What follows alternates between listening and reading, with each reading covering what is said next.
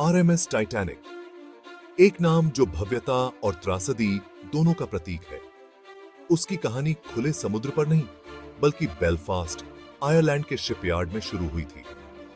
यहीं पर हथौड़ों की आवाज और वेल्डिंग मशालों की हिस के बीच एक सपने ने आकार लिया। साल था 1909 और White Star Line transatlantic यात्री व्यापार पर अपना दबदबा बनाने के लिए उत्सुक थी। उसने 3 ओलंपिक श्रेणी के लाइनर के निर्माण का काम सौंपा।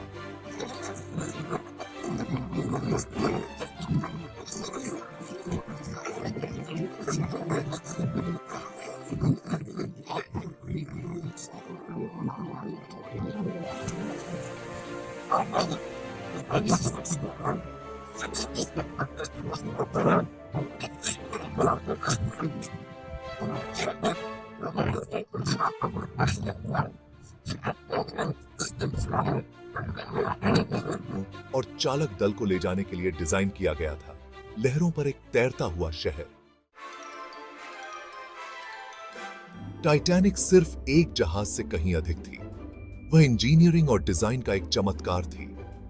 उसके अंदरूनी हिस्से एडवर्डियन युग के बेहतरीन होटल्सों और हवेली से प्रेरित थे।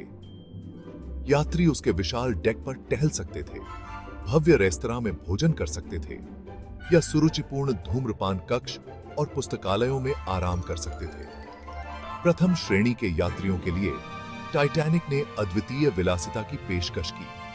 उनके पास एक स्विमिंग पूल, एक व्यायामशाला और यहां तक कि एक स्क्वैश कोर्ट तक पहुंच थी। भव्य सीढ़ी अपनी जटिल नक्काशीदार लकड़ी और चमचमाते पीतल के साथ देखने लायक थी। लेकिन टाइटैनिक केवल अपव्यय के बारे में नहीं था। उसने नवीनतम तकनीकी प्रगति को शामिल किया, जिसमें पूरे जहाज में वाटरटाइट डिब्बे और बिजली की रोशनी शामिल थी। जहाज के निर्माताओं का मानना था कि वह वस्तुतः अकल्पनीय है। 10 अप्रैल 1912 को टाइटैनिक अपनी पहली यात्रा पर साउथहैम्पटन, इंग्लैंड से न्यूयॉर्क शहर के लिए रवाना हुई। 2200 से अधिक यात्रियों और चालक दल के जीवन भर की इस यात्रा पर निकलते ही उत्साह का माहौल था। वे एक विविध समूह थे। धनी उद्योगपति और समाज की महिलाएं अमेरिका में नए जीवन की तलाश में आने वाले अप्रवासियों के साथ कंधे से कंधा मिलाकर चलती थीं। परिवार डेक पर एक साथ हडल्ड, उनकी आंखें आश्चर्य से चौड़ी थीं, जबकि जोड़ों खुले आसमान के नीचे चुरा लिया चुंबन। कुछ ही दिनों के लिए टाइटैनिक समाज का एक सूक्ष्म जगत बन गया, एक तैरती हुई दुनिया जहां सपने और आकांक्षाएं आशाओं और चिंताओं के साथ साथ चलती थीं। यात्रा के पहले कुछ दिन बिना किसी घटना के बीत गए। मौसम शांत था, समुद्र अपेक्षाकृत शांत था। यात्रियों ने अपनी दिनचर्या में समझौता कर लिया, जहाज की कई सुविधाओं और समुद्र में जीवन की नवीनता का आनंद लिया। डेक पर बच्चे एक दूसरे का पीछा करते थे, उनकी हंसी नमकीन हवा से बहती थी। जोड़े सितारों के नीचे नाचते थे, जहाज के ऑर्केस्ट्रा द्वारा थी सेरेनेडेड। भोजन कक्षों में बातचीत शैंपेन की तरह स्वतंत्र रूप से बहती थी। ऐसा लग रहा था कि टाइटैनिक विलासिता और आराम के एपिटोमी के रूप में अपनी प्रतिष्ठा पर खरी उतर रही है। लेकिन उल्लास और उत्सव की सतह के नीचे एक अनदेखी धमकी छिपी हुई थी, एक जो जहाज के भाग्य को हमेशा के लिए बदल देगी। अनुभाग 5। एक अकल्पनीय सन्नाटा, भाग्य से टक्कर।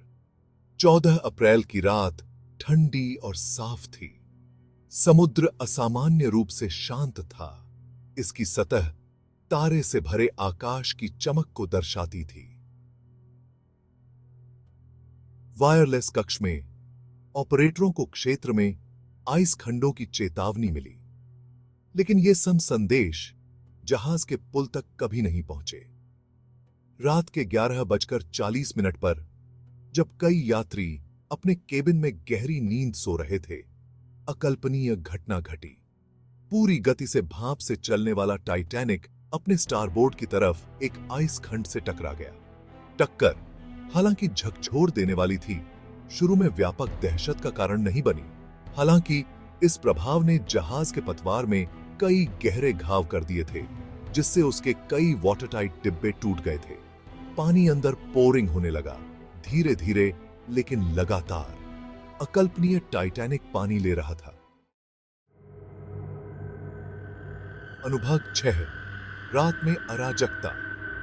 टाइटैनिक के अंतिम घंटे। जैसे जैसे स्थिति की गंभीरता स्पष्ट हुई, जहाज में दहशत फैलने लगी। लाइफ बोट लॉन्च करने का आदेश दिया गया था, लेकिन उन सभी को समायोजित करने के लिए पर्याप्त नहीं थे जो जहाज पर थे। अकल्पनीय आतंक के सामने वीरता और कायरता दोनों के कार्य सामने आए। माताओं ने अपने बच्चों को लाइफ बोट में बिठाया, यह जानते हुए कि वे उन्हें फिर कभी नहीं देख पाएंगे। पति पत्नी एक दूसरे से लिपट गए। मौत के साये में उनका प्यार परखा गया। जैसे ही टाइटैनिक का धनुष पानी में नीचे डूबा, उसकी कड़ी रात के आकाश में ऊपर उठी। रोशनी टिमटिमा गई और मर गई जो अभी भी अंधेरे में सवार थे। अनुभाग 7, एक त्रासदी की विरासत, खोई हुई आत्माओं को याद करना। सुबह 2:20 बजे टाइटैनिक टूट गया। उसकी कड़ी लहरों के नीचे गायब हो गई। उत्तरी अटलांटिक के ठंडे पानी में 1500 से अधिक आत्माएं मर गईं। टाइटैनिक के संकट कॉल का जवाब देते हुए कारपेथिया कुछ ही घंटों बाद घटनास्थल पर पहुंचा और उसे केवल कुछ ही लाइफ बोट और मलबे का समुद्र मिला। टाइटैनिक के डूबने से पूरी दुनिया में सदमे की लहर दौड़ गई। अखबार आपदा के भीषण वृत्तांतों से भरे हुए थे। अकल्पनीय जहाज अपनी पहली यात्रा पर ही डूब गया था। अपने साथ जीवन के सभी क्षेत्रों के पुरुषों, महिलाओं और बच्चों की जान ले गया था। त्रासदी ने दुनिया के मानस पर एक अमिट छाप छोड़ी। जीवन की नाजुकता और समुद्र की अप्रत्याशित प्रकृति की एक कठोर याद दिलाती है। अनुभाग 8, एक समुद्री परिवर्तन। आपदा के बाद सुरक्षा नियम। टाइटैनिक के डूबने से समुद्री सुरक्षा नियमों में महत्वपूर्ण बदलाव आए।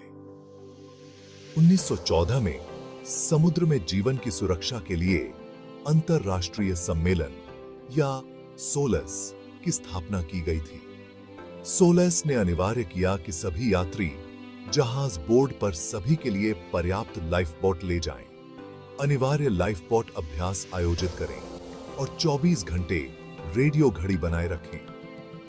ये उपाय हालांकि टाइटैनिक के यात्रियों और चालक दल के लिए बहुत देर से आए, तब से समुद्र में अनगिनत लोगों की जान बचा चुके हैं। आपदा के कारण अंतरराष्ट्रीय हिमगश्ती की भी स्थापना हुई, जो उत्तरी अटलांटिक में आइसखंड गतिविधि की निगरानी करना जारी रखती है। इन विश्वासघाती पानी को नेविगेट करने वाले जहाजों को महत्वपूर्ण जानकारी प्रदान करती है। अनुभाग 9, टाइटैनिक का स्थायी आकर्षण। युगों के लिए एक कहानी। अपने डूबने के एक सदी से भी अधिक समय बाद टाइटैनिक मोहित और साजिश करना जारी रखता है। उसकी कहानी किताबों, फिल्मों और वृत्तचित्रों में बताई और सुनाई गई है।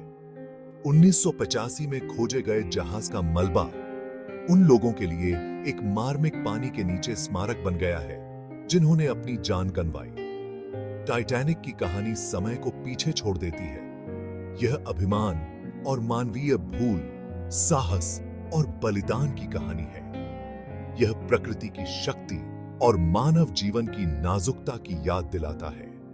और यह एक ऐसी कहानी है जिसे आने वाली पीढ़ियों तक बताया और याद रखा जाएगा।